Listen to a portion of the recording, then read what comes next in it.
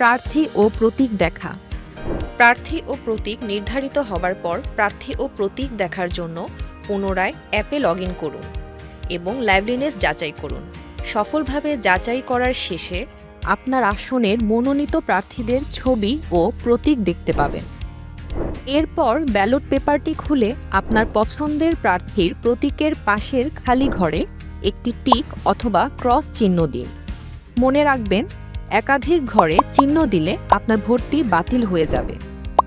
গণভোটের ব্যালটটিতে হ্যাঁ অথবা না এর ঘরে টিক অথবা ক্রস দিন। এরপর ঘোষণাপত্রটি পূরণ করুন। এখানে আপনার স্বাক্ষর ও তারিখ দিন। এখন আপনার ব্যালট পেপারটি পাঠানোর পালা। প্রথমে ব্যালট পেপারটি ভাঁজ করে ছোট সাদা খামটিতে ভরুন। এরপর ঘোষণাপত্র ও অঙ্গীকারনামা ভাঁজ করে ব্যালট খামের সাথে হলুদ রিটার্নিং খামে ভরতে হবে। এই খামটি যত দ্রুত সম্ভব আপনার নিকটস্থ পোস্ট অফিসে গিয়ে নির্দিষ্ট সময়ের মধ্যে বাংলাদেশে পাঠিয়ে দিন।